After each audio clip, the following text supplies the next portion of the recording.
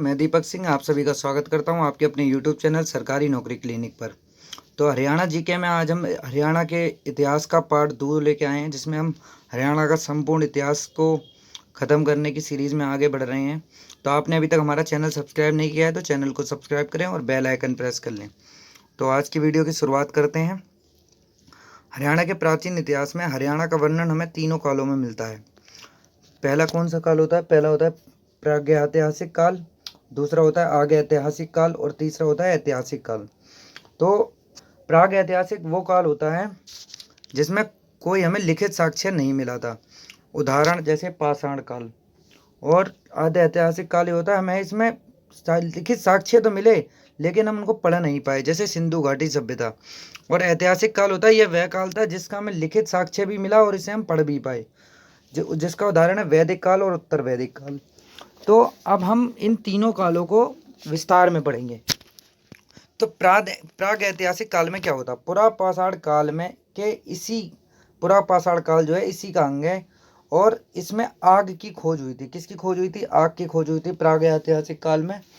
जो हमारा हरियाणा में पिंजौर क्षेत्र है, शिवालिक क्षेत्र, मानव जीवन के प्रारंभिक साक्ष्य के रूप में हमें मानव खोपड़ी मिली है, जो कि 1.5 करोड़ वर्ष पुरानी है। यह हरियाणा का सबसे प्राचीनतम साक्ष्य है। इसकी खुदाई डॉक्टर पिलग्रिम ने की थी। तो पिंजौर क्षेत्र में इसकी खुदाई किसने की थी? डॉक्टर पिलग्रिम ने की थी। स्थान क्या था?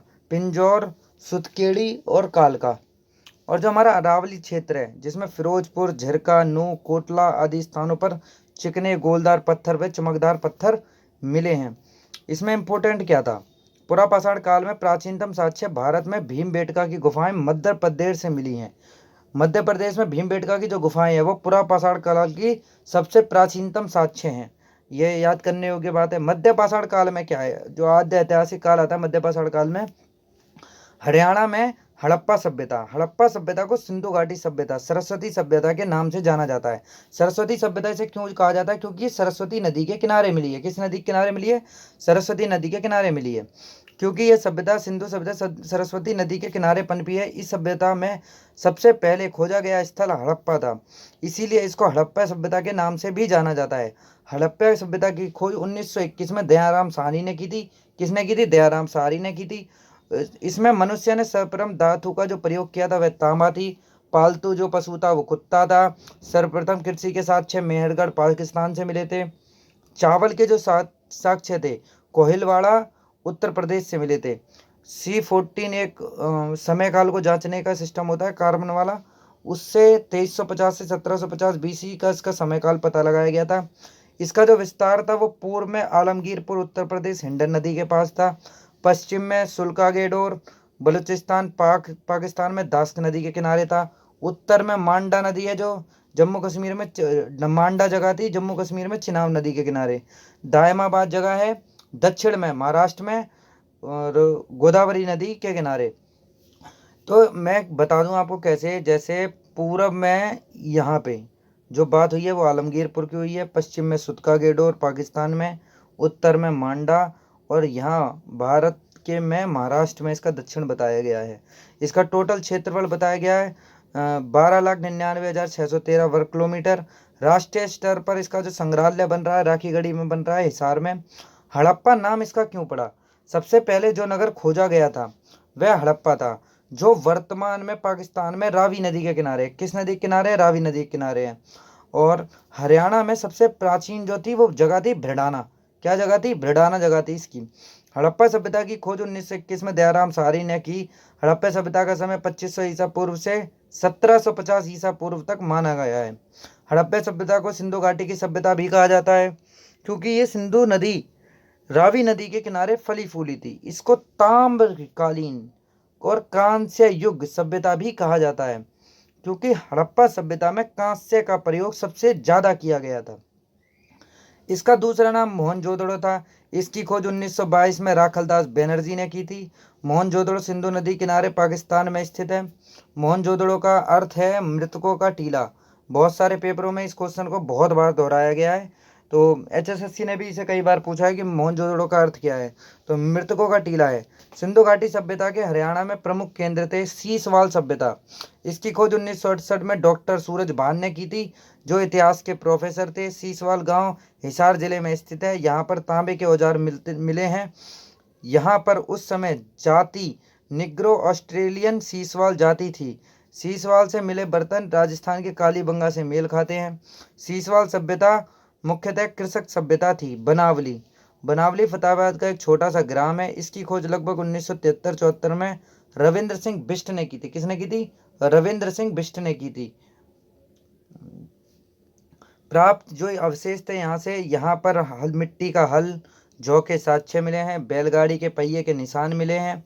मुद्रा पर विचित्र पशु अंकित मिले हैं। धड़ सिंह और सिंह बैल बाणाग्र तांबे का था और अध जले जौ के अवशेष मिले हैं। मिट्टी के बने खिलौने मिले हैं। तो सबसे मुख्य स्थल क्या आता है?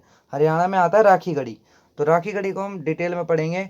हिसार एशिया का सबसे बड़ा टीला है। राखीगढ़ी हिसार में स्थित है। राखीगढ़ी भारत में दूसरा सबसे बड़ा हड़प्पा कालीन स्थल है। पहला जो है वो धौलावीरा है। इसका उत्खनन 1963-59 में डॉक्टर सूरजभान तथा 97-99 अमरेंद्र नाथ के द्वारा किया गया था।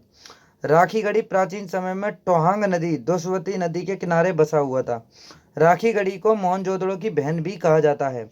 इसके अवशेष विश्व विरासत कोष की मई 2012 में रिपोर्ट में खतरे में एशिया के विरासत स्थलों में राखीगढ़ी स्थल भी शामिल था। भारतीय पुरातत्व विभाग ने राखीगढ़ी में तकरीबन 5000 वर्ष पुरानी कई वस्तुएं बरामद की थी। राखीगढ़ी में के लोगों आने जाने के लिए बने हुए मार्ग, जल निकास की प्रणाली, बारिश का पानी एकत्रित करने का विशाल स्थान था। कांस्य सहित कई धातुओं की साक्ष्य मिले थे। गौ जौ चावल के साक्ष्य मिले और चित्रित मृत भांड भी मिले। भ्रडाना भारत के उत्तरी राज्य हरियाणा के फतेहाबाद जिले का एक छोटा सा गांव है। भारतीय पुरातत्व सर्वेक्षण विभाग के शोध से पता चलता है कि यह सिंधु घाटी सभ्यता का अब तक का सबसे खोजा गया सबसे प्राचीन नगर है। नोट: हरियाणा में हड़प्पा सभ्यता का सबसे प्राचीन स्थल HSSC के अनुसार भ्रडाना ही माना गया है। यह नगर सरस्वती नदी के किनारे स्थित है। इसका उत्खनन 2003 से 4 में शुरू किया गया था। कुणाल फतेहाबाद कुणाल जो है वो फतेहाबाद में स्थित है। सरस्वती नदी के किनारे बसा हुआ गांव है। इसकी खोज 1986 में JS खत्री और M आचार्य के द्वारा की गई थी। नोट: यहाँ से हमें एक राजा का मुकुट मिला था। HSSC ने पूछा कि राजा का मुकुट हमें कहाँ से मिला था? कुलाड़ फतेहाबाद से मिला था, जो सिंधु सभ्यता से पहले की सभ्यता का है। प्राप्त अवशेष 6000 वर्ष पुराने मनके मिले हैं। मछली का कांटा मिला है। तांबे की अंगूठियाँ, चपटी, कुल्हाड़ी तांबे की, 2 शाही मुकुट और सोने व चांदी के मोहरें उल्टे वी आकार के बाणाग्र प्राप्त हुए हैं। भगवानपुर कुरुक्षेत्र सरस्वती नदी के किनारे बसा हुआ है।